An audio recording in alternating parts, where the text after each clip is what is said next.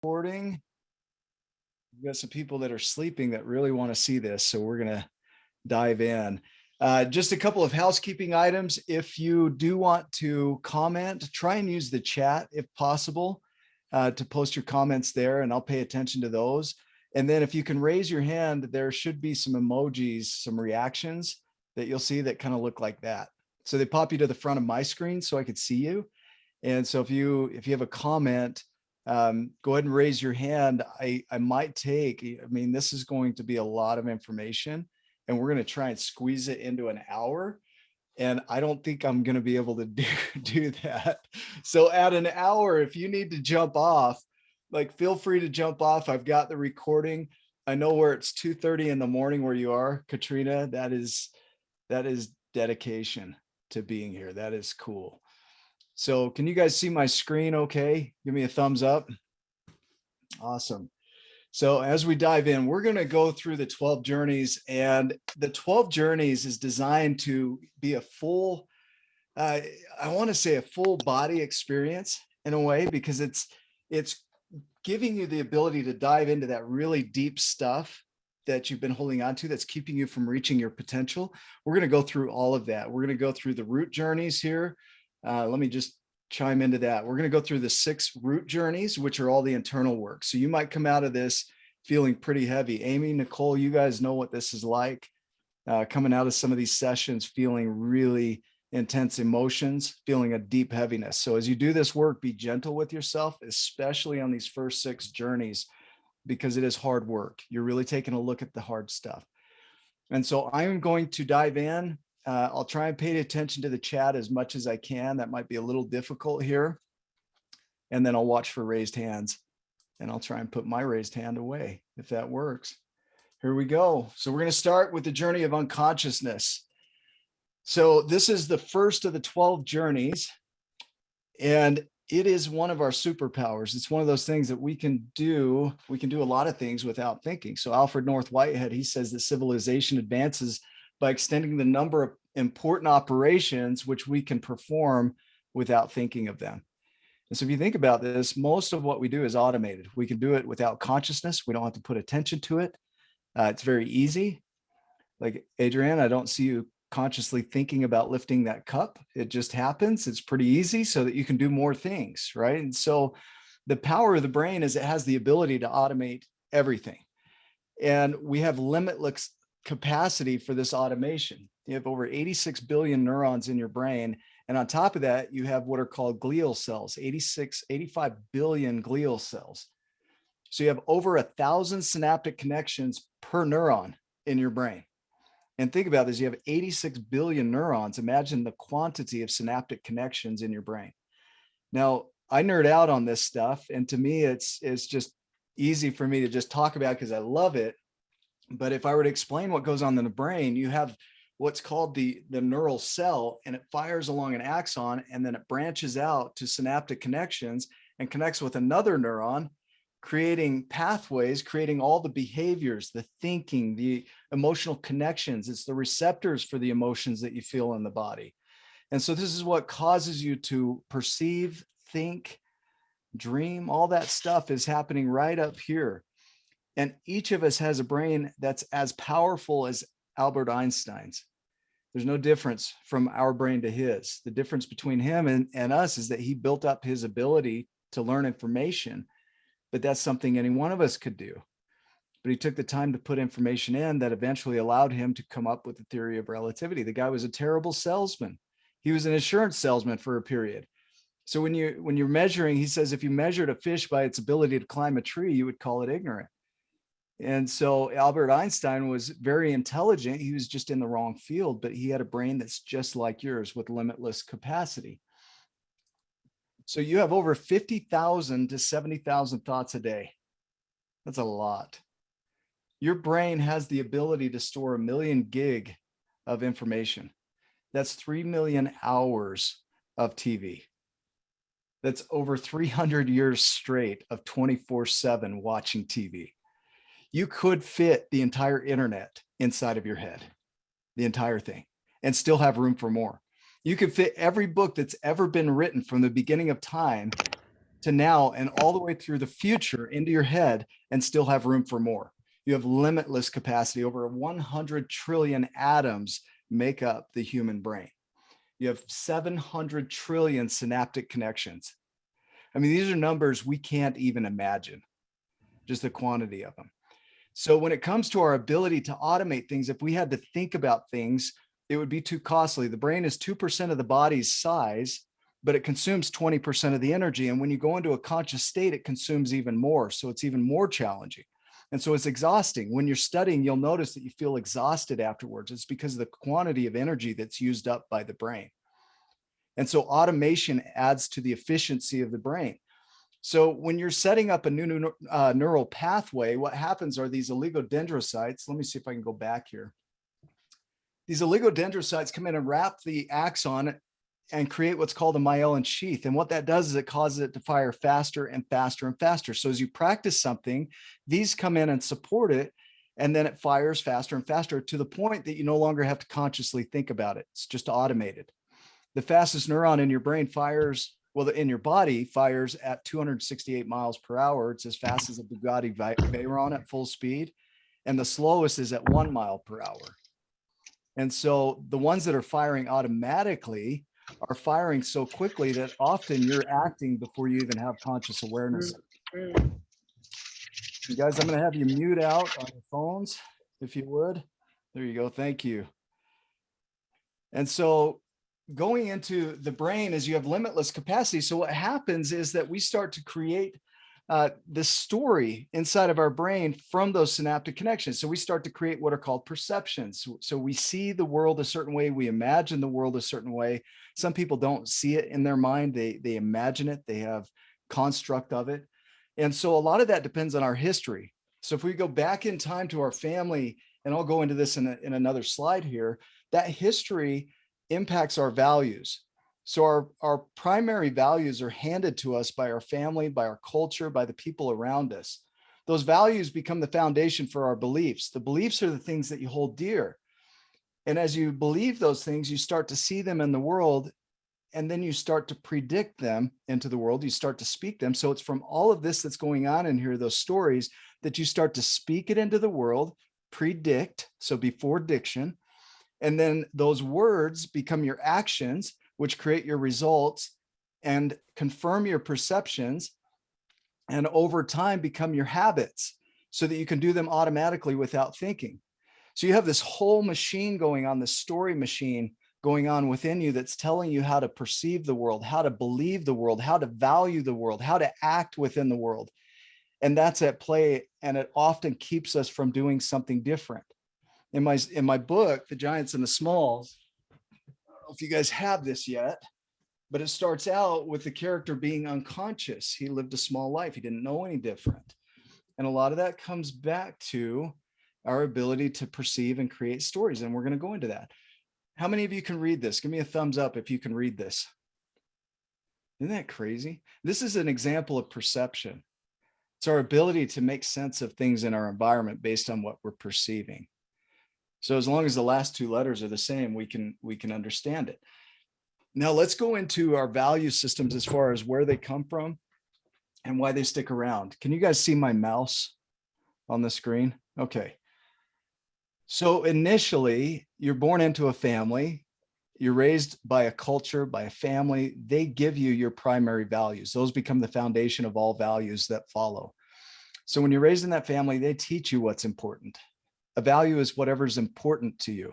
A belief becomes whatever you hold dear within those things that are important. It's what you think is possible for you. So initially, we receive that from our family, from our culture, from the things that are going on around us, from school, from education. They're transferred from one person to us.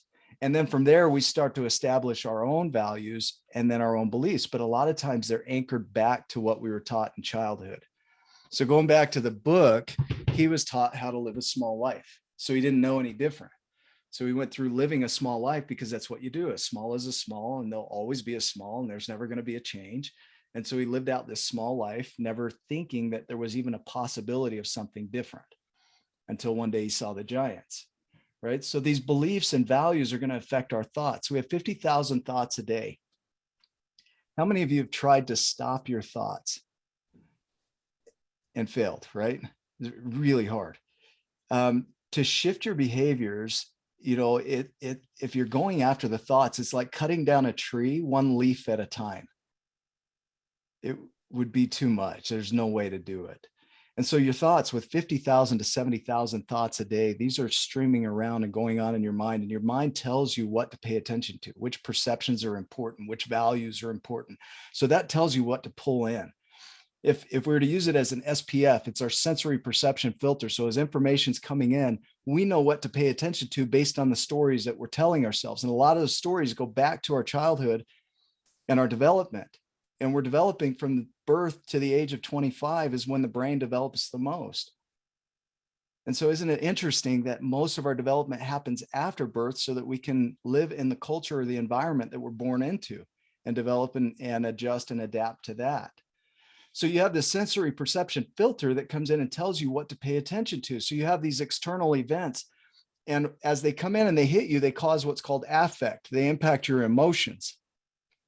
And then your emotions impact your thoughts. And then you think that your emotions are your thoughts and your thoughts are your emotions. And then you become spun up, and it really challenges your ability to create something different, but it all happens at an automatic unconscious level. And so the fruit of your perceptions and beliefs and values becomes your purpose, right? Your behaviors, what shows up in the world. So if you believe and perceive that the world is hard, that the world is scarce, and that's how you speak the world, and you start to say that's the way the world is, then you start to act as though that's the way the world is. And then as a result, you start to see that in your world, and that becomes your reality. And then you get confirmation of your perception, which anchors back into your story, which you tell yourself over and over again, which anchors in your values, anchors in your beliefs, anchors in your predictions, anchors in your perceptions, and just confirms your reality the way that you're seeing it. And the challenge is that it just might not be objectively true. Does that make sense? So we feed into this idea, these stories that we're telling ourselves, and then we create those as our reality out here. Now, with our behaviors and our thoughts, a lot of them are happening at an unconscious, preconscious, and conscious level. Unconscious being the deepest form of it. Preconscious means that we can dive into it, pull it up, but automate it when we need to automate it, and just put it back into the automation mode. But if we need to be conscious about it, we can pull it up easily and access it and work on it, and then put it back, right? Conscious means that we have to be fully aware and present, which costs a lot of energy. So this is where the brain pursues efficiency by creating more automations. So the more automations we have, the more efficient we are. And then the more efficient we are, the more we can do. Does that make sense? And so as a purpose, we must make automatic and habitual as early as possible, as many useful actions as we can. The more of the details of our daily life we can hand over to the effortless custody of automatism, right? There's an older word here. The more our higher powers of mind will be set free for their own proper work. So the more we can hand off to automation, the more we can do. Can you guys hear that? So here's the challenge. We move to awareness. Now you've got all this unconsciousness that you've done, all this unconscious stuff that you've done for so long, and you move from unconsciousness and automation to awareness. And what tends to happen? I'm sure some of you have that answer right on the tip of your tongue, right? We pull the curtain back, and then we see it, and it's like, oh crap, it's freak out time. Yeah, right, Amy? It's freak out time. And then so what we do is we pretend it's not there. And then we throw some positivity at it. If I can just throw some positivity at it, I'll be okay, right? Steve Hardison calls it frosting dog shit, right? We put frosting on the dog poop of our life, the unconscious stuff that we just don't want to see, all that dark stuff. We don't want to be with it. We don't want to be around it. So we pretend it's not there, and we throw positivity at it. It becomes toxic. It's not helpful, because you're not dealing with the deeper stuff. So we feel depression, we feel these deep emotions, anxiety. We're not able to move forward because we have judgments about ourselves and what's going on. And those judgments block us from doing anything different, because now we're spun up in our judgments and not creating. Because when we get stuck in our judgments, we no longer take action. We're stuck judging ourselves, and we judge ourselves pretty harshly. Does this ring true for anybody here? Yeah. The goal here is when you move to awareness, and I love seeing the heads nod here. It's when you move to awareness, the challenge is to move to awareness, not from the space of the judge, but the observer. And you'll see on the screen there's some analogy or differences between the observer and the judge. The observer is very gentle, curious, wants to know what's going on, can step back from the situation, really look at it and hold space for it to be present. Any emotion, it doesn't matter. The challenge with many of us is we don't want to face those difficult emotions because they are so heavy. Yet the moment we can move through those heavy emotions, we can start to create our lives differently. And so judgments get in the way of being able to do that work. So when you're judging, notice that you're comparing, you're feeling superior to others. Sometimes that happens, actually. You have idealism, like you think the world should be a certain way, that your life should be a certain way. You start to judge yourself against that. You become jealous and insecure. You're unforgiving. You have criticism for yourself and other people, a lot for yourself. You'll feel that within you. You want to be a perfectionist. Notice that is a response of judgment and fear, is perfectionism and control. And then valuation and worthiness, you really don't have any. You don't value life. You don't value yourself. You don't value other people. You live in pity and isolation. You think everything is outside of you. Yeah, strive for excellence. Okay, I like that, not perfectionism. You become very reactionary when you're judging. And the crazy thing about it is that you're only always justified in your perception of the world. It's true. Your truth is your truth. My truth is my truth. What we see is what we see in the world. What we start to experience in the world, it becomes our truth. Your judgments are your truths. So now it's time to be honest. What are you seeing as your truth? Honest means to own what's going on within you. That's what that word means, to own it. And so if you're able to own what's going on in here, what your truths are, and really step back from it as an observer, not a judger, because judgment would say this isn't okay. Judgment would say I can't be like this. Judgment would say this isn't how it's supposed to turn out, right? But honesty is simply saying I own it. I own all of it. I recognize it's there. Brene Brown says that you either walk inside your story and own it, or you stand outside your story and hustle for your worthiness. Can you guys recognize that? You hustle for your worthiness. As long as you think that the cause of your problem is out there, as long as you think that anyone or anything is responsible for your suffering, the situation is hopeless. It means that you are forever in the role of victim, that you're suffering in paradise. I mean, what a statement, right? Here we are in a world that seems really difficult within paradise, in a sense.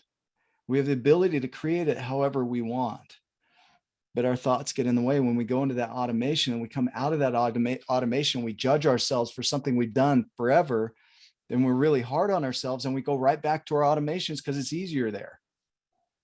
We go back to the unconsciousness because it's easier there. So how do you change it? You start asking expansive questions. You start asking questions like you did in the book. Why are there giants? How did they get that way? Can I do that? What's possible for me? Is it possible to change this? You start asking expansive questions. You start stepping into it. But the first thing you're going to go through is grief. So how many of you experience this, that you wake up, you see where you're at, you start to struggle, you start to feel depression? Yeah. Here's the beauty of grief, is that, this is Rumi, joy lives concealed in grief. Grief is a superpower. Grief is something that we have. It demonstrates love, right? It demonstrates longing. It demonstrates that we care. The challenge with a lot of people is when they get into that grief cycle, it's very heavy and it's hard to come out of it. And I'm going to go through some things that happen within grief. But if we can honor grief, the journey of grief, what it does is it allows us to clear out those heavier emotions so that we can lift. So it comes from the Latin gravare, means to make heavy. It comes from gravis, from weighty, right?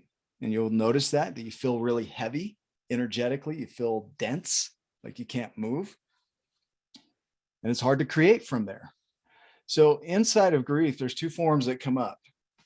Susan Anderson in her work talks about the swirl method. In grief work, they talk about Dabda. I'll talk about that. So in abandonment, you have a shattering of the world the way you thought it should be or the way it was. And then there's a withdrawal. You withdraw and you internalize. You start to think about all the things that are going on and all the things that you've done. And then those go get their friends and tell them to talk negative to you too. So you have all these negative thoughts coming up, and then those stir up other negative thoughts. So you just find yourself buried in a lot of times negativity. And then you rage, you get angry. And they say that rage is a secondary emotion. It's secondary to sadness. It's secondary to anxiety. And then after you go through the rage, you start to lift. You start to come out of it and re-engage with life. Okay. In grief, loss of a family member, death, loss of a limb, we go through a denial. This didn't happen. That's not happening to me. This can't be my life. Right. And then we get angry because this shouldn't be happening to me. And then we bargain. We start asking for it to change. And then we get depressed. And then we move to a space of acceptance, which I find interesting. I mean, this is pretty consistent through research. It shows that we go through these cycles, through relationships, losses of jobs, loss of ideals. We were teaching 300 teachers in Southern Utah, and they were special ed teachers. And they talked about how the parents had an ideal of what their child should be versus the child they had, and how they were grieving the loss of the child they thought should be, and that there was grief inside of that, even though their child was alive. We grieve the things that we lose. We grieve the things that we long for, but there's a beauty and a power inside of it. Depression, I think, is actually useful. And here's why. Because depression gets you to pull energy back from things that are no longer serving you. They're not working for you, right? So you pull energy back and you start to reflect on what's going on and you ruminate. And this is where people numb out. They start going to alcohol or drugs or sex or whatever, food, and they numb out so they don't have to remember all these things. But if you can sit with the heavy emotion and pull back your energy and reflect on what's going on, you start to see reality as it actually is, not the delusion. You see reality as it is. And as you see reality as it is, and you hear these thoughts, you can create a reverence for what is, a respect for what is. And inside of that, you can start to create and re-engage in a new direction and create your life differently. How interesting that depression causes you to lose power. It causes you to withdraw power, to internalize, to start thinking about what's going on in your world, to really look at reality as it is, right? And that can make you really mad. And in that anger, a lot of people get spun up in the anger. So they become those thoughts, and that becomes their story. So they see everything around them as not fair. It's upsetting. And so they get spun up in the upset and they don't come out of it. And if you can have a reverence and a respect for that loss of power, for what's occurring in your life, for what's gone, for what isn't, then you can start to create it differently and engage in a new direction. And the quicker you can do that, that's called resilience. That's our ability to reset and move through more quickly. Initially, you're going to be very terrible at it. You're not going to be very good at it. But as you practice it over and over again, you're going to get better and better. Lisa Feldman Barrett in her work says that numerous experiments showed that people feel depressed when they fail to live up to their own ideals, but when they fall short of the standards set by others, they feel anxious. And here's the paradox. The stress that kills or cripples most of the population comes from people being too hard on themselves when they don't live up to their own imaginings about how other people think they should behave. How interesting is that? That when we don't live up to our own ideals, we feel depressed. When we think that we're not living up to the ideals we think others are having, then we feel anxious. A lot of our mental illnesses and struggles and depressions and anxieties come from what's going on within us and what we think is going on between us and other connections. And so we lose ourselves inside of that. And so to be able to recognize that that's at play is a powerful thing, because it moves us into the next journey here, which is acceptance. Okay. The grief can be pretty heavy. waking up to the way you've lived your life can be pretty heavy. Realizing that you've been unconscious for 20, 30, 50 years can feel really heavy. To recognize that you allowed things to play out because you went into your automations, you numbed out, can feel pretty heavy. That's where it's important to be very gentle with yourself when you become aware of what was going on, to not judge yourself, to come out of it and see it, that it just is what it is. This is something I'll say over and over again. It is what it is. And that moves us into this next journey of acceptance. Acceptance means to receive willingly or to take willingly. Like whatever it is, I'll take it.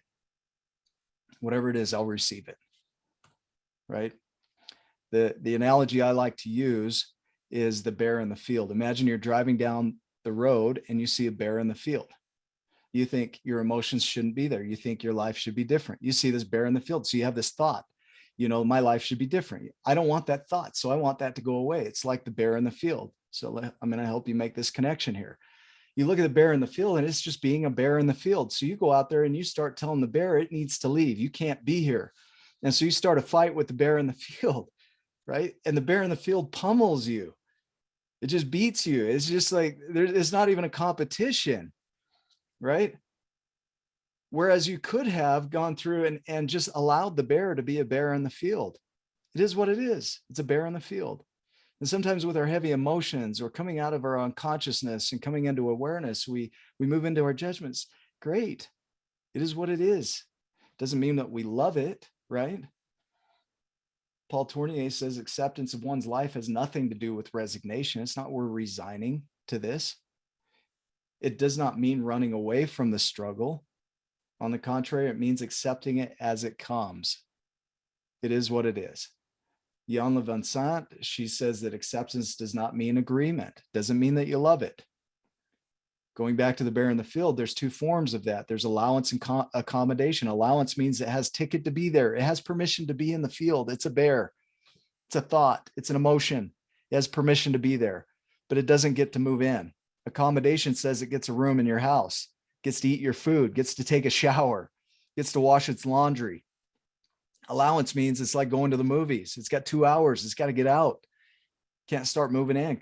Can't start unpacking, right? So Janla says that acceptance does not mean agreement, right? Nor does it mean we feel good about what we're facing. It means that we're willing to look for and embrace the lesson. It also indicates a willingness to grow through the experience. So as you're looking at coming out of grief or going into grief, there's a loving of the experience, maybe not loving how it feels. It might feel pretty heavy, but there's an acceptance that it is what it is, that this is what's happening for me. Yes, I had that thought. Yes, I had that emotion. Yes, I had this experience. Yes, I have traumas from the past. Yes, I have whatever it is that's coming up for you, is to be gentle with yourself, because this is where it starts to create gentleness with others in your space. And the best way to move forward is not to avoid or forget it, not to try not to have the thoughts, right? This is what we try to do, is to not think negative thoughts. If I could just stop my negative thoughts, I could change. If I could just not feel this, then I would change, right? Katrina, I like this. Radical acceptance saved my life, allowed me space to prioritize my own needs. I like that. And it's true. It's an acceptance that it is what it is. It's not a resignation. There's a difference. Acceptance is not resignation. So the way to move forward is not to avoid it or forget it, but to forgive it and accept it, right? To me, my definition of forgiveness, my favorite definition, is to not cause additional harm. Think of how much additional harm we cause ourselves when we get into that judgment space about what we're experiencing inside of here. How many business owners are out there hiding what's going on in here because they're afraid not only of their own judgment, but of the judgments of others. And the goal here is to not cause additional harm. If somebody says something, we don't want to cause harm to them, but we also don't want to cause harm right in here. And that's where judgments can cause additional harm. This is where we shame ourselves. This is where we guilt ourselves for what's going on. You are a human being. To forgive simply means to let it go, to not cause additional harm. Doesn't negate justice or anything like that. It just means we're not going to cause additional harm. It's hard enough already.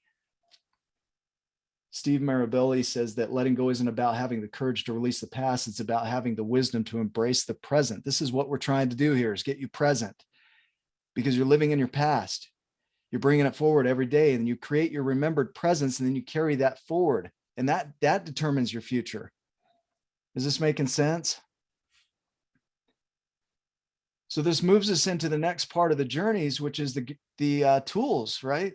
As you're looking at your old behaviors, your old ways of being, it's like this picture here. The planet on the left, the Earth, right, has a lot of gravity, has a lot of mass, and in that mass, it creates gravity. The moon on the right would be akin to your new behaviors. As you start your new behaviors, they're going to get pulled back into the old ones. It's going to pull it back. You're going to go back to your old behaviors. It's not a question of if you are, you will. And when you do, you recommit with your behaviors, your new ones, and you re-engage with them. And so what we're about to teach you in the next section here are some of the tools that you can use to re-engage with your new behaviors. Because when you go back to the old ones, it's going to feel really heavy. It's going to feel depressing. You're going to ruminate and reflect. You're going to judge yourself. You're going to go into all these behaviors. And what we want to do is allow that to play. We want that to be, go ahead, run. I'll talk about that here in a minute. Lisa Feldman Barrett, she says that emotions are not reactions. And if you don't know who she is, she's the top researcher right now on emotions. And if you're not following her, you might start. She's powerful. So when it comes to your emotions, they're your constructions of the world. Every emotion comes from a thought, every emotion. And then it spreads out, and it happens so quickly that your body's responding and reacting before you even have a chance to be conscious of what's going on. So your emotions are the constructions of the world. And emotion is your brain's creation of what your bodily sensations mean in relation to what's going on around you in the world. I find that really interesting. This is the stuff that gets me curious, is how we think the world is a certain way. We have perceptions, and then we feel emotions based on those perceptions. And then we interpret those emotions to mean a certain thing. That becomes our construct of the world. And then we act on that. We speak that. This is how the world works. We share that with others. We predict it. We are constantly predicting our lives, pre-saying it before we say it. And then we go out and act on it based on what we believe can be done. So your emotions are simply constructions of the world based on what you think is happening. This little graph here, our goal is to move from feeling small, feeling out of control, feeling like everything is outside of me, to creating an awareness. So feeling that unconsciousness, right? That first step, moving to awareness and eliminating the judgments, creating some gentleness for ourselves. When it comes up that we do the old thing that we've always done, is to have some gentleness and forgive it. I forgive myself for judging myself as broken. I forgive myself for judging myself as less than. Things like that, to move through it. And my new truth is, so to step into your emotion regulation, right? To regulate those emotions and get them calmed down. That's what we're going to do right now, is learn some tools to get those emotions back in check. Because when your emotions are running, you don't have access to your entire brain. It shuts down, it pulls in. And so you don't have access to your entire brain. And so your emotional brain is at play. They call it your lizard brain, your reptilian brain, however you want to say it. But you don't have full access. And so when you can calm the emotions, you can start to get that access back. And then acceptance. Man, I did that again. That gentleness. Wow, I went back to the old way. That's okay. I did that. It is what it is. I'm going to engage. And then we re-envision what it is we want to create, and then re-engage with that. And we do that again and again and again. And there's a point where the gap between our old emotions and the new ones is bigger and bigger, right? The mass of our new behavior grows. It's not that the other one isn't running. It's constantly running. We're just creating a new pathway while that one is running. And that's the power we have as humans, is we have plasticity. We have the ability to create infinite neural connections for our entire lives. Neurogenesis never stops.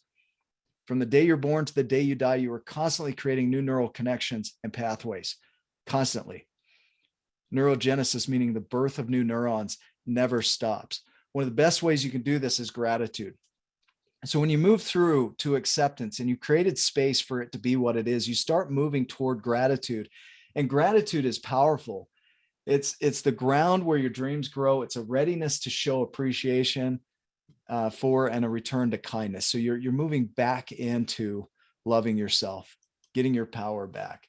Acknowledging the good that you already have in your life is the foundation of all abundance.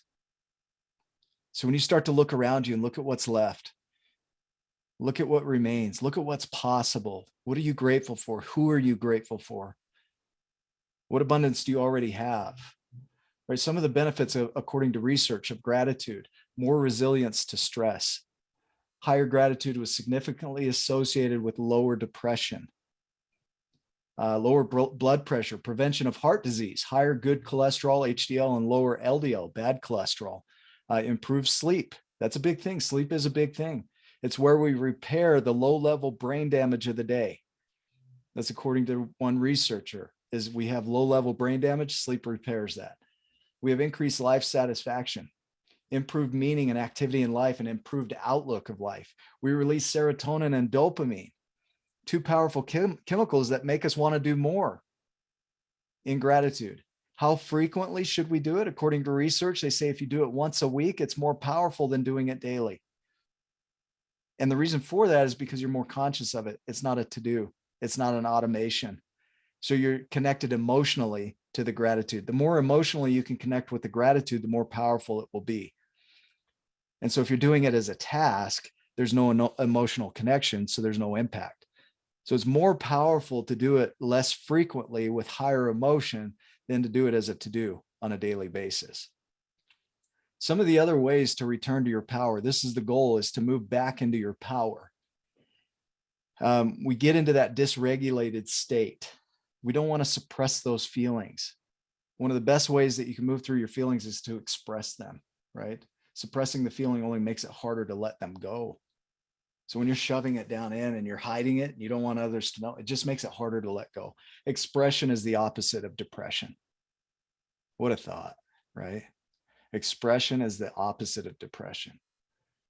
Fear and depression are the stories that are supported by your emotions and realized in your actions.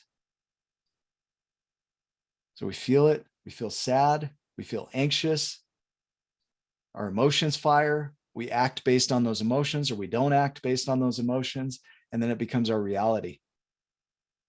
And so it goes back to the stories, right? Here's a tool that you can use: Taming the Wild Horse. Katrina, you doing all right? It's 2:30 in the morning there. I know it's late, almost 3. You give me a thumbs up if you're still wide awake with us. That's good. Taming the wild horse. One of the first things you want to do with a wild horse is maybe name it. I like to name mine Bob. Like, there's Bob again. You know, when an emotion comes up, you might want to name it, step back and give it a name, and then really listen to the horse. That's one thing you would do, is you would feel the horse, and the horse would tell you what it needs. And in that calmness of being the observer and giving it space, that horse will start to trust you. And then eventually it'll become a tamed animal. So with your emotions, we want to feel our emotions. Yeah, Silencio Bruno, right? Laura. So with the wild horse analogy is simply this, that when your emotions come up, name them, step back, give them a name. There's anxiety. It's not I am anxious, because that's an identity thing. That means that's who you are. That's not what's happening. It is an emotion. It's separate from you. It's a third party thing. It's a wild horse. So you want to name it. You want to feel it. Glennon Doyle, she says, I did not know before that woman told me that all feelings were for feeling. I did not know that I was supposed to feel everything. I thought that I was supposed to feel happy. I thought that happy was for feeling, and that pain was for fixing and numbing and deflecting and hiding and ignoring. I thought that when life got hard, it was big because I had gone wrong somewhere. I thought that pain was a weakness and that I was supposed to suck it up. But the thing was that the more I sucked it up, the more food and booze I had to suck down. I keep the note stuck to my bathroom mirror: feel it all. This is the one thing we're afraid to do, is feel it. And so some of you going out of this section of these journeys, this is really challenging work. We did it over 12 weeks. We're doing it over 8 weeks coming up here. And it's a heavy thing. They talk about a therapy hangover. You'll feel that when you do this kind of work. The next day you'll be hungover, like you've been drinking. And it's from really digging into the emotions. Another tool that you can use is the bus, passengers on the bus. When a heavy emotion comes up, just imagine it as a passenger on the bus. It has permission to be there. It bought a ticket to be there. When anger comes up, there's a great YouTube video on this that you can watch. Anger comes up. If you stop driving the bus, then you're engaging with anger. You're no longer going to where you want to go. You are the driver of the bus. They're passengers. They have permission to be there. And so when you allow them to be there, anger will eventually sit down. Depression might eventually sit down. We're not trying to chase them away anymore. We're allowing them to be present. They get to ride the bus. They get to be there. And the more we can allow them to be there, the more we can drive to our destination. Because if we engage with anger, we stop driving the bus. If we engage with anger, we might wreck the bus. We're not ignoring these emotions. We're not trying to get rid of these emotions. We're allowing these emotions to be present. Does that make sense? There's a big difference there. In Buddhism, they talk about standing by the river. If you throw yourself in front of the river to try and stop it, it's going to knock you over, carry you downstream. If you jump into the river is going to carry you downstream. But if you can stand on the side and look at the river and notice the river, you'll see its power. You'll just observe the river. We're trying to create that kind of space with the emotions. The emotion is the emotion. Sometimes you need help with this. A therapist can be very powerful. A coach can be very powerful at helping you to just sit in the emotion, hold space for it. Sit on the side of the river. Barry McDonough, if you haven't read his book on dare is to diffuse, to allow, to run toward, and to engage. He's got a great book on this for anxiety. As strange as it sounds, the greatest obstacle to healing your anxiety is you. You're the cure. In essence, you must learn to get comfortable in your anxious discomfort. The secret to recovery, however, is that once you reach a point where you really allow and accept it, it begins to fall away and discharge naturally. Have you guys experienced that? When you really allow it and accept it, there's nothing else. It's just gone. It's crazy. 10 years of fighting this thing, and it's just like that. It's gone, dissipated. So there are some other tools that you can use. Ice water, not very fun, but very powerful. It's low level stress on the body. It actually creates the ability to handle difficulty. And it's very good and healthy for the body. A lot of health benefits, a lot of research around this. Taking an ice bath, ice shower, finishing off a shower with ice water, dipping your face in ice water can do a lot of things for your health. Smelling things. Smell is the only thing that bypasses the thalamus. It goes straight to the brain. It's one of the only senses that we have that bypasses the thalamus in the brain. And so smelling something can take us back to pleasant places, memories, things like that. So smell things, not farts. They're the opposite. So go take a walk on the beach, put your feet in the sand. We are designed to have our feet in the earth. Go put your feet in the dirt, go in the mountains. Yeah, Wim Hof breathing, right? It's definitely helpful when you get into that ice water. Man, we're trying to get your power back. That's the whole purpose of all of this, is to recognize that we go through this unconsciousness and then we become aware of it. And then when we become aware of it, we become judgmental of ourselves. And then when we judge ourselves, we get really depressed, right? And then we feel in that depression, we don't want to do anything. We don't feel like we can do anything. So if we can create some acceptance for that it is what it is, it's what's at play. This is my reality right now as it is. It's simply it. That's all we're stating. Then that moves you into a space of moving toward gratitude and allowance and empowerment and using tools to soften your emotions so that you get your brain back. That's what we're trying to do here with these first 6 journeys, is to get your brain back so that you can start visioning your life differently, start engaging with it differently. You guys doing okay so far? We've gone 45 minutes on the first 6 journeys, and there's quite a bit to go.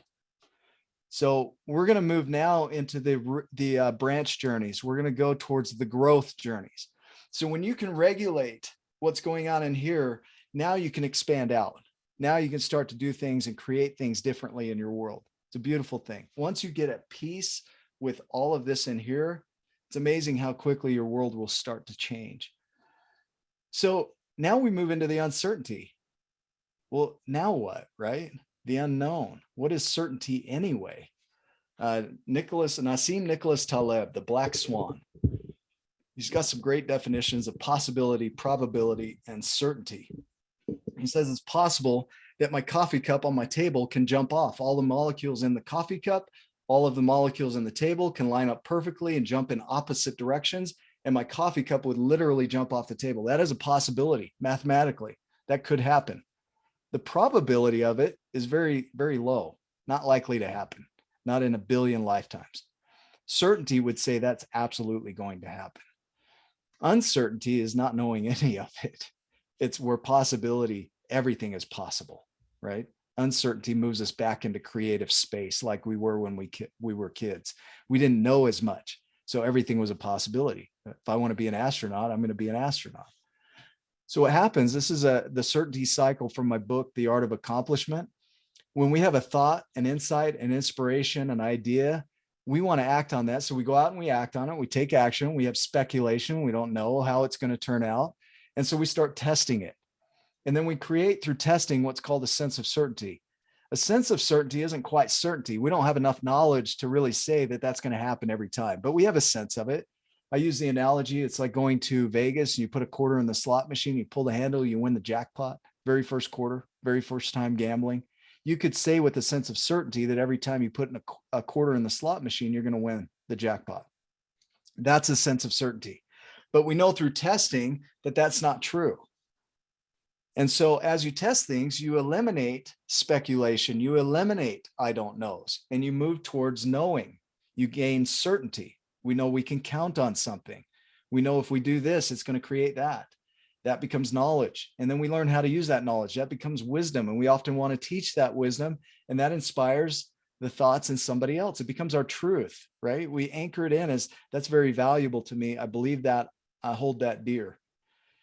And so this is the certainty cycle. The beauty of uncertainty is that it puts us in a position of knowing reality exactly as it is and seeing what is possible. So contrast that with depression, where we see reality as it is and we see no hope. There's despair. Uncertainty can actually move us into a space of seeing reality as it is and seeing what is possible. When nothing is sure, everything is possible. And the way that it will go as you practice into it, first dreams will seem impossible, then improbable, then inevitable. And it's from stepping into the unknown. It's going into territories you've never been before. Nassim Nicholas Taleb says that we're the empirical decision makers who hold that that uncertainty is our discipline. What a powerful statement. Uncertainty is our discipline, and that understanding how to act under conditions of incomplete information is the highest and most urgent human pursuit. So we want to step in with incomplete information. We want to say yes to things that we don't know how to do, and then figure it out as we go, or learn from people who are doing what we want to do. Another component here is abundance. Our universe, I want you to take for a moment and recognize the abundance of the universe. How many of you had to create oxygen this morning? Did you guys pay for your oxygen today? Yeah, pretty soon they'll figure out how to do that too, right? But the amount of stars in the universe, the amount of dirt in the earth, all the minerals that are there to create with, the oxygen, the carbon dioxide, the trees that create that. We didn't have to create that, right? To be abundant means to abound, to flow over, to be great in numbers, right? Having copious amounts of something. I like that word, copious, right? To have copious amounts of something. And here's the thing with abundance. Abundance is not something we acquire. That's not abundance. It's something we tune into. We start to see it. We start to think, I can use that. I can create things. The universe is infinite, and abundance is the default nature of things. How interesting is that? All the materials that we need, all the people that we need are already here. All of the resources that we need are already here. We didn't have to go create them. Elon Musk didn't have to create Mars so that he could fly there. It was already created. The materials for the rocket ships, he didn't have to create those to create the rocket ship. All he did was transform it from one form to the other. Think of seeds. All you have to do is plug and play. Put it in the dirt, let it play. Put some water on it, sunshine. These are the rules for that. It starts to grow. And then when it grows, it creates more. It's amazing. Think of your human body. 100,000 miles of blood vessels, 37 trillion cells in the human body, 7 octillion atoms. That's 7 with 8 zeros, atoms. You didn't have to create that. It's already there. 86 billion neurons, 85 billion glial cells, 7,000 facial expressions, 500 megapixel cameras for eyeballs, right? 200 million liters of blood. Didn't have to create any of it. You get to use it. It's already in there. Billions of years of adaptation and creation, and it's yours. You've got a machine that is limitless. What gets in the way is the story that we tell ourselves around that keeps us from seeing the abundance. The sun, think about the sun. It puts out so much energy, tons of energy, infinite energy. It'll burn on for millions of years. Only a billionth of its energy hits the earth, but it's enough to create everything that we see. So abundance is already there. Abundance is something to tune into. Abundance is something to start recognizing. It's our playground, right? Richard Paul Evans calls it the chaos. Chaos is the mind of creation. So all of these things that are out there in their form that they're in are ours to adapt with. We can play with those. It's like clay or Play-Doh at school. It's like a canvas, a blank canvas, and all the paint and materials that we need to create whatever we want. We transform it from one form to another. The laws of thermodynamics say that energy isn't created or destroyed. It's just transformed from one form to another. So all we're doing with the abundance that's there is transforming it from the form it's in to the form we have in mind. That's the abundance that's available to us. It's like if I handed you a pile of Legos, each of us would create something different. For me, it would be a block toy that would be so basic, it'd be boring, right? It'd be terrible. But some of you would do something like this with that same pile of Legos. Same possibilities. But we limit ourselves based on the story that we're telling ourselves. So this goes back to the unconsciousness. When we find ourselves doing that and limiting ourselves, we won't judge ourselves. We just come out of it. Accept, yeah, I did that. Move through the grief, move through the gratitude, move through the empowerment, get back to your power, start looking at uncertainty, what's possible. Start looking at the abundance around you, recognizing it. It's the ability to take the resources that are available to us and transform them into anything we can imagine. It's our ability to take the ethereal and mold it into the material. That's what we can do with what's out there. Elon Musk sees it. You can see it. Other people are doing it. I took a book from an idea to a recorder to a piece of paper to now a global following, right? From what? It didn't exist. It was a thought. It wasn't even a thing yet, but it transformed the energy from what it was to what it is today. And there will be transformation to occur from here. So recognizing that there's abundance out there, that we have the ability to pull from whatever's out there to create anything we can imagine is powerful, but we can't see that when we're stuck in our emotions, right?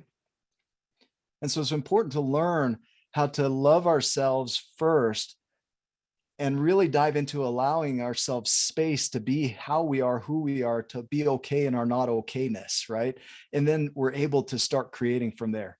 As long as we're stuck in judgment, it's hard to see this stuff. It's hard to see it. The key to abundance is meeting limited circumstances with unlimited thoughts. You are abundance. There's no limit to you, to what you can create. Your capacity is the same as Einstein's. Your stories tell you you're not. But what you have going on here is what you speak out into the world, and what you speak into the world becomes your action. And what you act on becomes material. It becomes your reality.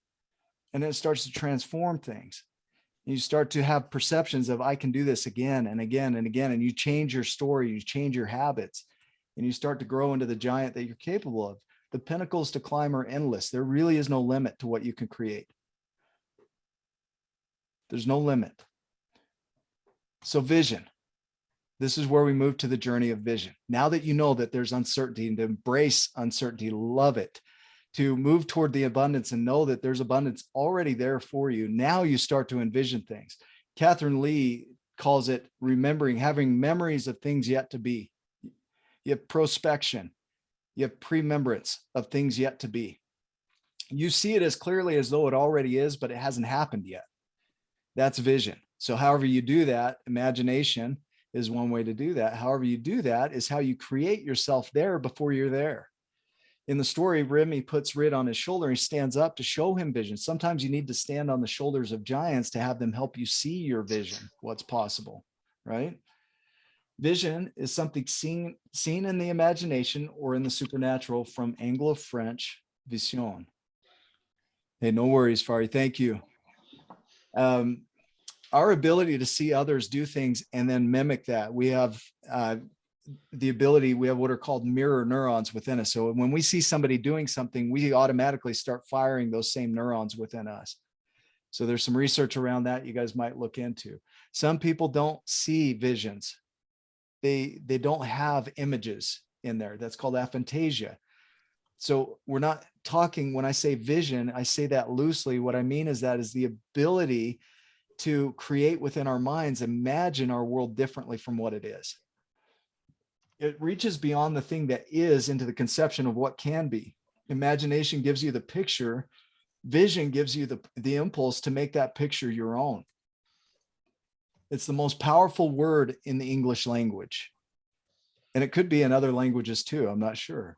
Albert Einstein says imagination is more important than knowledge. Your ability to create it differently from what it is. Knowledge is, it is what it is. We know it.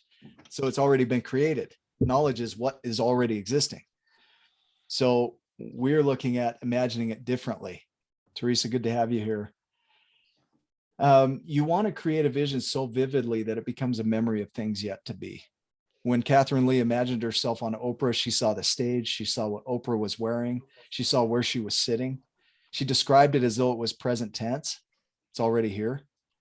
Not how she did it. She described it as though it was. I'm sitting in the room. I'm sitting in this chair across from Oprah Winfrey. She's wearing a blue shirt. And she has a picture that shows what her vision was. It's the ability to imagine ourselves into the future. Imagine yourself at peace. If you're able to sit on this dock right here and describe yourself as there, how would you do that? You wouldn't describe how you got there. You would describe being there. It was like this. It's this. That's how we want to describe our vision. We want to create a fascination. It's to render one unable to resist, to attract and hold the attention of, from Latin, fascinatus, right? So the ability to just lock in. I can't let go of this. Winston Churchill talks about it, to not surrender the vision, that you can't stop thinking of it. Hope is created inside a vision. When we have vision, we start to have hope. Hope is the belief that tomorrow will be better than today and that you have the power to make it so. It is a fundamental element of our capacity to live life well. So with hope, when we have vision, we start to have hope. Without vision, we have despair, the opposite of hope. But with vision, we start to have hope, which means that not only can we see ourselves there, but we think we have the power to create it that way. That's the power of hope. Hope theory says that when we have that goal, we'll look for any pathway to get there. And that we have the agency, the ability to create it, which moves us to surrender. I'm going to check in real quick. How's everybody doing energetically? This is a lot of information. We've gone about an hour. I want to honor your time. We're going to go over. And if you can stay. And if not, you can catch the replay. Okay. Everybody good? Okay. Surrender, right? Raise the white flag. A lot of people hear this word and they think, man, I have to give up on my dream. That's not what I mean with surrender. Surrender isn't giving up the vision. Surrender is from Old French. It means to give back or give over to another, give over to a higher power, give over to the pathway, give over to the way it needs to play out. It's to render over to another. And that other could be your intuition. It could be your God, whatever you want to believe around that. It's just rendering over to the not knowing, to the unknown, right? Surrender is like a fish finding the current and going with it. Our dreams, our identities, our ambitions, our relationships, they often are cocoons that lead us to the next. Think about your life and the transformations that have happened. Every transformation that you've had is a cocoon for the next level. I wouldn't trade any of it, even the hardest parts, for where I'm at today. because every one of those was essential for me to become who I am today. Without those, I couldn't be who I am. But we start to identify with it and we start to think that's who we are, right? Our cocoon is who we are. Well, that's the ego. We're going to let the E go, right? We're going to go without the ego. We're going to move forward because we're creating something different. We're imagining ourselves into a different world. Ego wants to hold on to what we've already had and then predict and create from there. So if we're trying to predict and create from our ego, we're trying to create already what we already have. So we want to let go of that, move away from that. We want to move into the world of imagination. We want to lay down our swords, right? We use the sword of I can't because I'm anxious. I can't because of this. And we use that as a weapon against others, right? The other thing is control, conditions, right? We create conditions on things. Well, I'll do it if it's this way. I'll do it if it goes down this path. I remember in the RV world, there were people that would come in and they said, I've got a dream to own an RV. I've got my path planned out. And then the bank turned them down and they said, we got to give up on our dream. And I would say, I've got 80 banks I can go to. Do you want me to give it a shot? No, our way didn't work. It's just not meant to be. It's not meant to be. They didn't look at the other paths because it was so conditional that all they could see was their path. And then when it didn't go the way that they thought, they gave up on their dream. So surrender isn't letting go of the vision. It's letting go of how it comes about. Steve Jobs says you can't connect the dots looking forward. You can only connect them looking backwards. So you have to trust that the dots will somehow connect. You have to trust in something, your gut, destiny, life, karma, whatever. Your goal is not to know how it's going to come about. It's like this tree. A tree is a great example of surrender. It branches and bifurcates. It drops its leaves every year. It hunkers down in the winter and sucks back energy when it needs to. And then it bounces right back in the spring. And it will go down one path and come back. It will go down another path and come back, right?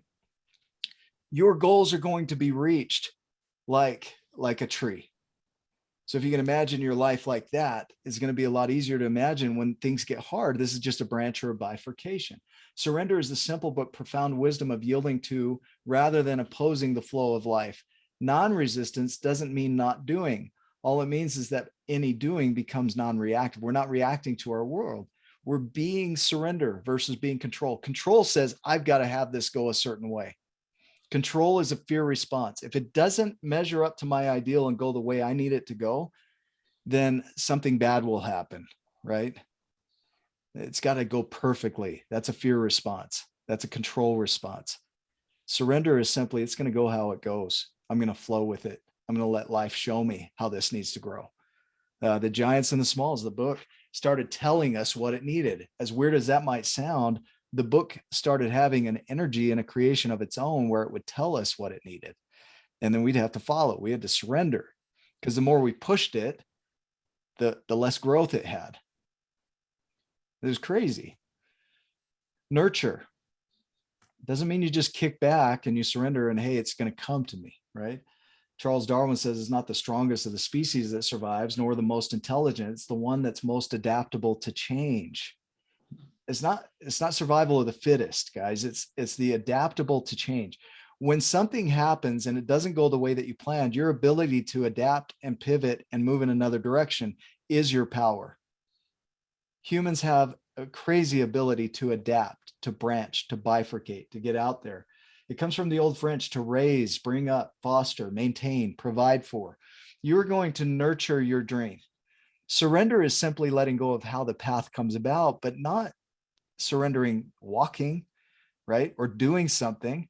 Nurture is the doing. So it's the commitment. It's the care and attention you give to someone or something that is growing or developing. You still give it energy. You still give it attention. You must nourish your garden like a mother, but you must protect it like a father.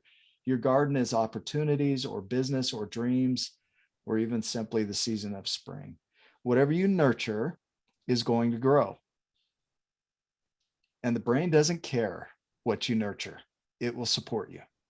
So if you want to grow weeds up here, you can do that. If you want to grow positivity and fruit up here, you can do that. It is so neutral. It doesn't care. It's going to support whatever you give attention to and whatever you nurture. So this is where the power, the empowerment comes in. And that's why it's so powerful. is because then you start to pay attention to the things that will actually serve you, and you grow those, and it runs in seasons. You learn something new and you cultivate it. You plant the seeds, sprout the seeds of change, right? Then through the summer season, you nurture it. You have that intuitive action, letting the creation guide you. And then you go into the fall of your, and this could be daily, right? You go into the fall, you earn and you harvest. You're giving and receiving from the fruits of your creations. And then there's a rest period. It's important to rest. They're finding even 10-second rests while you're learning something new is enough for your brain to catalyze learning. 10 seconds is all it takes for your brain to start kicking in and learning. Recovering, recharging, recalibrating, resting from the season, and then going back to the spring, re-engaging, always re-engaging. This is so important. So many of us disengage and we don't step back in, and then our dreams stop growing because they're not getting our attention. Benoit Mandelbrot says that bottomless wonders spring from simple rules which are repeated without end. This is the mundane, simple work. It's small steps repeated create complexity. You see it in nature. You see simplicity repeated over and over again. And it does it the same day in, day out. Very little change. Feels like Groundhog Day. You're like, this is boring, right? This sucks. But it's our ability to do the small things over and over again. It creates complexity. Sic parvis magna. From small things come great things, right? It's our brain. It's our ability to plant new ideas, new ways of being, and to grow those. And the brain comes in and starts to support it. In my book, The Art of Accomplishment, I say that in order to get what you want out of life, you've got to be willing to suck at something long enough to get good at it, right? This is the repetition, the repeating it until your brain kicks in and starts to automate it, going all the way back into unconsciousness. Unconsciousness is the hindrance. It's also the way to everything that you want. It's just what you're putting in there. There's a simple program that I use each day to create my life. I do what's called the 1111, right? The 1111. So I do one thing for growth, one thing for pruning, one thing for nurturing or maintaining, and one thing for giving each day. At least one. I can do one thing in these categories each day. Some days I might want to do more, but at a minimum, I'm going to do one of these things. And it's a simple way to start engaging with your creation very, very easily. It's hard to fail at this one. Each of us can do one thing. And if you could only do one thing in one of these categories, that would still be something, right? And I borrow this from nature. Nature grows, it nurtures, it prunes, it drops its leaves, it gets rid of things, and it gives back fruit without any expectation. And if we can do those four things in our lives, we can create some massive changes. And then when we grow with our current capacity and our container gets full, well, then we just go get a bigger container and we start to fill that. And then when that one's full, we go get a bigger container and we fill that, right? But a lot of people have this idea of, I want the biggest container. Give me the container first, and then I'll go create my vision and dream. But no, it's created step by step, one small thing at a time. A lot of times it feels like there's no movement. The bamboo, it grows underground for 3 to 5 years. There's no evidence that it's doing anything. And then within several days grows up hundreds of feet at times in the air. After 3 to 5 years of seemingly nothingness, it's just growing underground and then shoots up. A lot of times your dreams and your changes are going to happen that way. You guys doing okay? Thumbs up. We're almost there. So you guys are champions. We are now on to the final journey, right? The fruit. So we've gone through the root. We're going through the shoot, right? Like bamboo. We've gone through the shoot. Now we're going to the fruit, right? The giving back. And so this is your legacy. From the Latin legatia, I would say, a gift by will. This is what you're going to leave with the world. When you're in a position to have gotten so much, the gift at this point is giving back. And it's not that you wait until you have something to give back. You start giving back now. Pericles says that what you leave behind is not what is engraved in stone monuments, but what is woven into the lives of others. This is why this is in my book. And there's a crazy thing about giving back. It's equivalent emotionally and chemically in the body to food and sex. How interesting that when we give, we feel as good as these things. So there's a drive within us to go give because there's a benefit to us. So altruistically, as it may seem, we get a reward internally. And so if you want to feel good, go give back. Even if you're recommended or requested or required to give back, it can still feel good. It might not have the intensity, but it can still feel good. There's the idea of the wounded healer in recovery. People that are helping others recover often follow up through their own recovery, right? So being the wounded healer, getting out there before you're healed and helping others will actually help you in your healing. Pablo Picasso says that the meaning of life is to find your gift. The purpose of life is to give it away. Your life is your message, right? The way you live your life, the way you show others, like, I can do this, you can do this. That is your message. You become a mentor in a way. Oprah Winfrey talks about mentors as someone who allows you to see the hope inside of yourself. A mentor is someone who allows you to know that no matter how dark the night, in the morning joy will come. A mentor is someone who allows you to see the higher part of yourself when sometimes it becomes hidden to your own view. So I would have you sit with these questions here as you think of your legacy of what you want to get back. If 5 years from now, you knew this was your last day, what would you do? What would you do in between? Who would you like to be with? What's the point of your life? What legacy do you want to leave? And what really matters?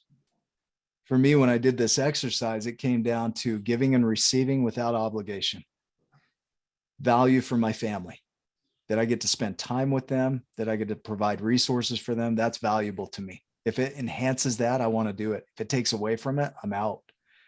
Curiosity. If it can feed my insatiable curiosity, then I'm in. I will learn till the day I die. I love learning things.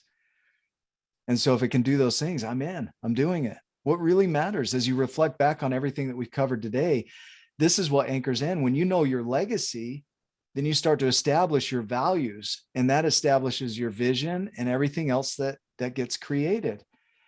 And so I love ending with a legacy, but you might start with your legacy when you're really considering what is it that I want to leave with the world that will impact it. As we wrap up here, one of the other symbols that I built into our logo here is the X. And that is the idea that you are exactly where you're supposed to be. You are right on time. You're not losing any time. It doesn't matter how old you are. Okay. You're doing what you should be doing. Forcing it is making it a little harder. The harder you work, the harder it is to surrender. Right? Because there's a lot of fear inside of that. And so we say this over and over again is you are exactly where you are. This comes from this stone that I wear around my neck. This was a gift from my brother. He gave that to me with that message. And that's a message I share with others is you're where you're supposed to be. Keep stepping, keep going. You can do it. I'm grateful for each of you. That's the presentation right there. We did pretty good, an hour and 15 minutes, which is a lot of information in a short period. We usually take 8 weeks to go through this. Do you guys want to open up for a moment to questions or comments? Just give me a thumbs up if you do. If not, you do. Yeah, let's go ahead. Do you have some questions? I'll go ahead and take off the screen here and we'll dive in.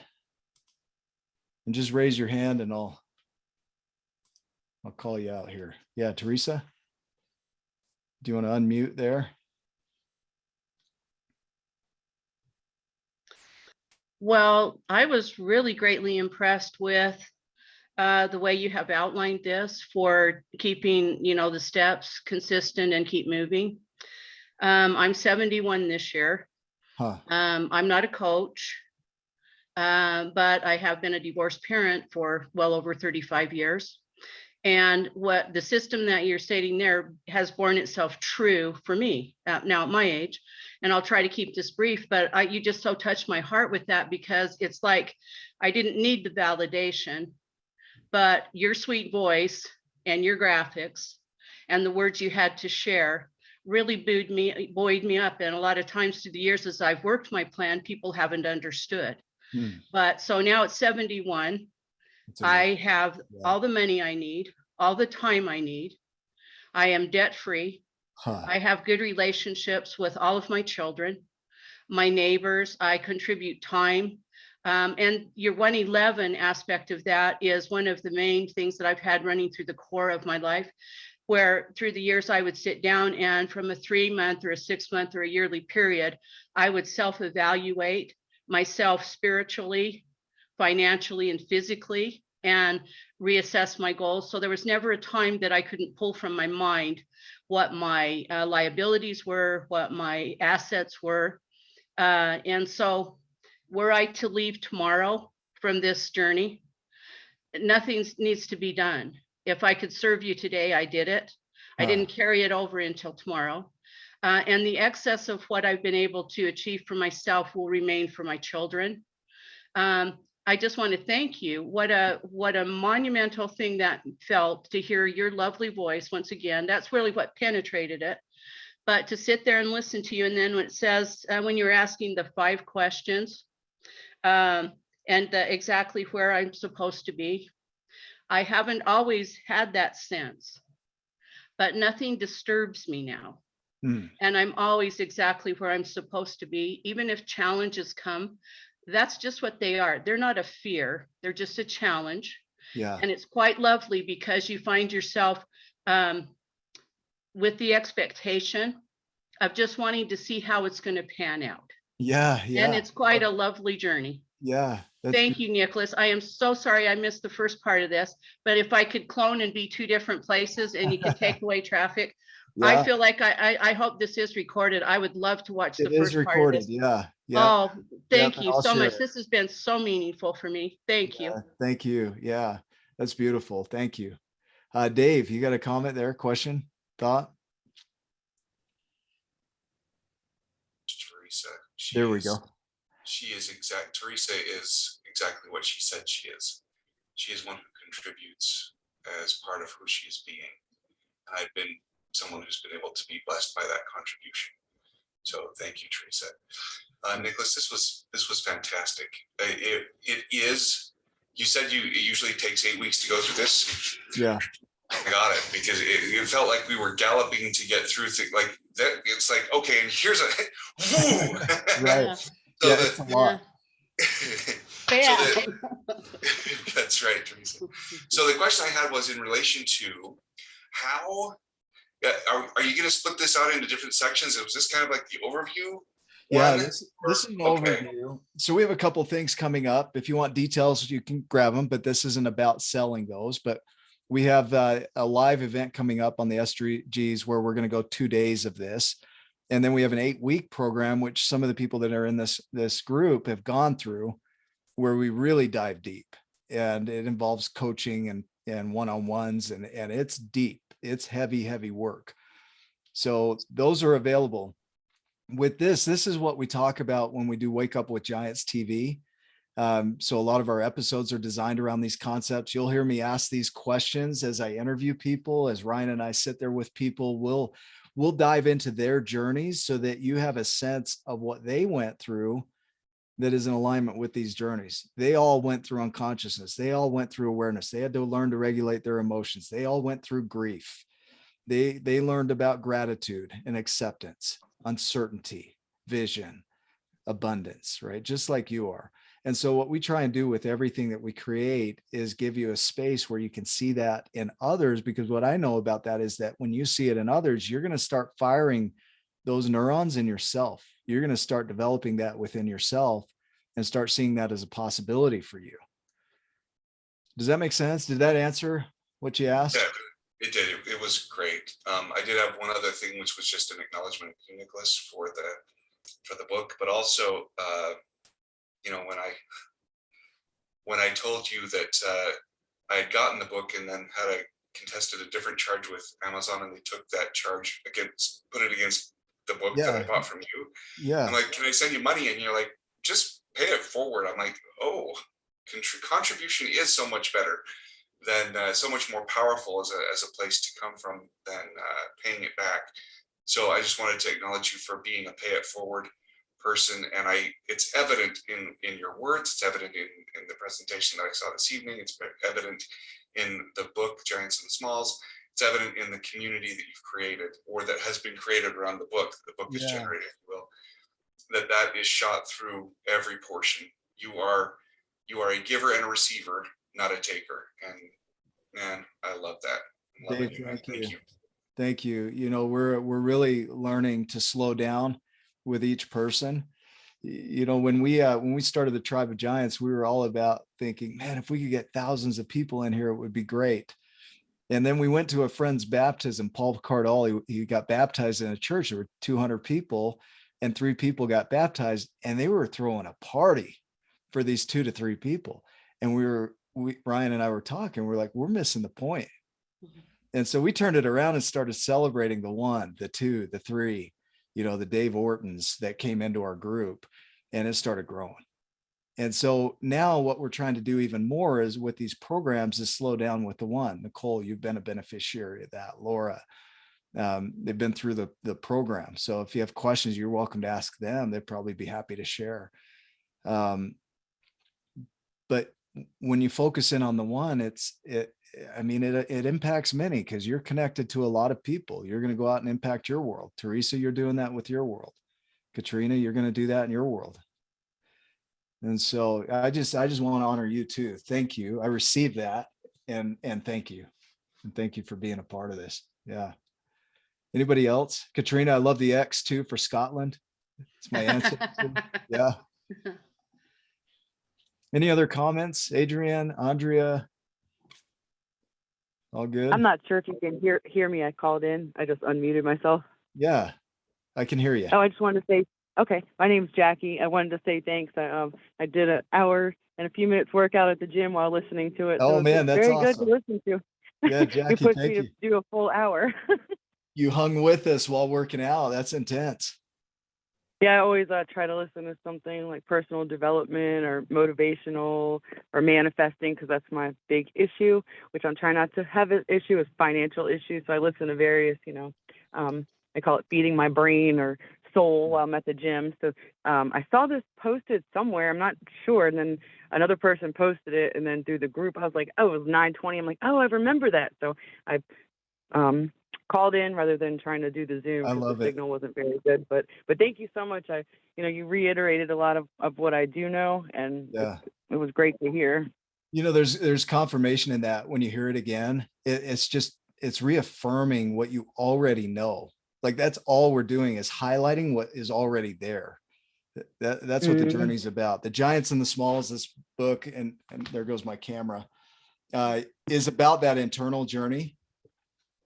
And so when you start to recognize that this isn't about you compared to anybody else, it's just when you start to grow yourself, everything changes around you. Your relationships change, your friendships change. Teresa, you're an evidence of that, right? Of what happens when you start to shift within you.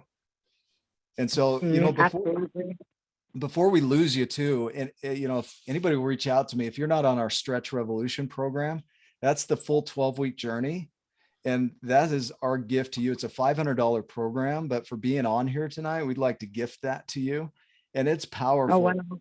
Comes with the webinars. It comes with each individual segment here, about 15, 20 minutes on each one. Nicole, we'll see if you got to go. So find us on Facebook, A Tribe of Giants. Yeah, Ryan, that's good. Or reach out to us, DM, and then we'll get you a link so you can sign up for that. But I had meditations created by Stephanie Kojak out of Australia, and her voice will just like soothe you to sleep. So don't drive while you're doing the meditations. And then every day you get daily emails that are designed around each of the journeys, plus the webinars. And then we're continuing to add content to it. And so if you'll reach out, I'll gift that to each of you for being on here and sticking with us. And the cool thing is it starts whenever you do. Does that work? And Nicholas? Yes. May I share one other observation? Yes. Yeah. And what is the phrase that you said about the 1? That I don't know. I don't remember.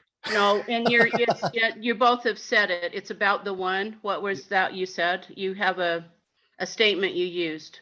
I don't remember what I said exactly. So Okay, well, it's the content is Yeah. you're looking at addressing it to the one. yes, yeah, Well, it's all about the one. Thank you, yeah. There Ryan. we go. Thank you. Um, Yeah, your my memory is presentation, excellent. Yeah. yeah, I know. For as long as Yeah. it's there, right? Yeah, right, Um, right. so the portion of this that I have been able to view, and this is really lovely, very practical and minded. But the way that I took it was, I felt as though you were speaking to me directly. Mm, I don't know if that helps you to know that the interweaving of your stories, the pictures, you giving a description of the French translation, each of those things made it a more personal story. So that's what I'm saying. That's what yanked me, was yeah. I felt as though you were speaking directly to me.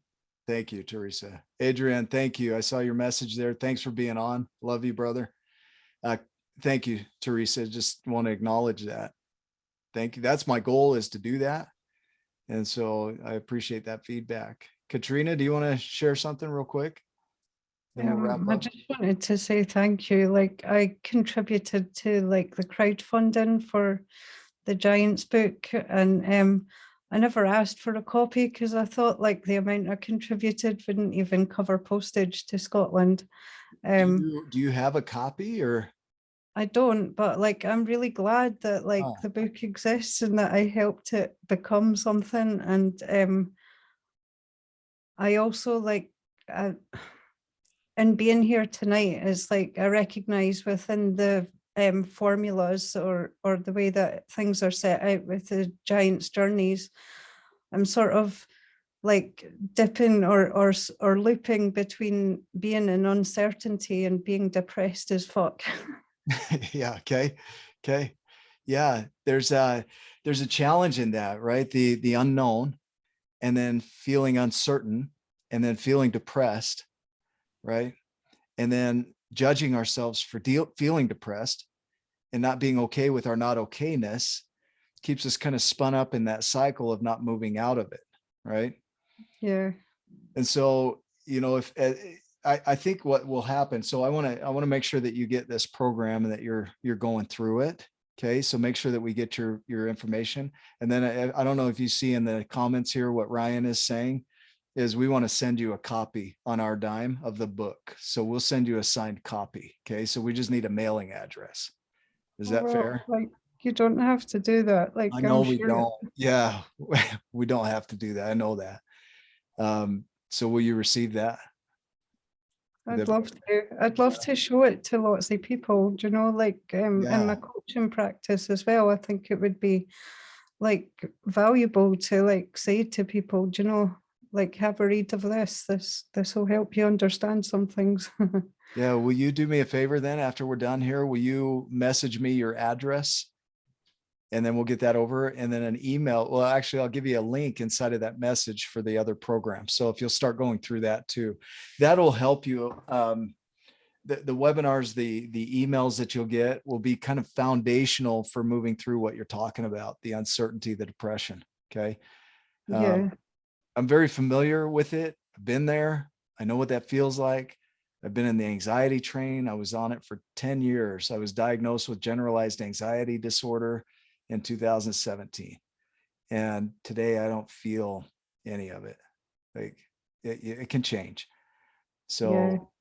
I know it will. Like I've been healing tons and tons and tons of like unbelievable amounts of trauma and stuff. yeah. But Well, let us send you some gifts here to help you out even more, if that works. Is that fair? I don't know what to say. Like I sort of feel like crying. Good. Yeah, cry is a good thing. We'll take it. I love it. Yeah, if you'll reach out, we'll make sure. And if we don't hear from you, I'm going to reach out to you and find out how we just make it I happen. might have fell asleep. I'll message you once I've woke up. Yeah, that works. I don't know if you guys realize it's 4 o'clock in the morning where she's been up since 2:30 on this program. Oh, wow. Incredible. Yeah. So Katrina, if you want to toss off to sleep, you're welcome to do that, and then just catch up when you wake up, and we'll make sure this happens. Okay. Ryan, it looks like Amazing. Ryan messaged you already. So Thank you, Ryan. I hope you have a nice night, and thank you for the gift of this mastermind and everything as well. You're welcome. You're welcome. Have a good night. Okay. Ciao for now. Ciao for now. Any other comments, questions, thoughts? Perfect. We'll go ahead and wrap up, guys. If you have any questions, you want to reach out, please do. If you're not following Wake Up with Giants TV, go do that. There are 500 plus videos on there on all of this content, and it's all free. So make sure you go participate in that. Oh, and Garth Brooks, Ryan said in June, we've got the Garth Brooks 2-day live intensive. If that speaks to any of you, reach out. We'll get you details. And then June 8th, we're starting the SG5, which is the 8-week journey of these programs. And so if you want details on that, we'll get it to you. So Laura, it's good to see you again. Love it.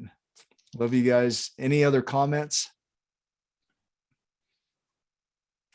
No. Okay. This is what we find at the end of all of our meetings, is hard to say goodbye, right?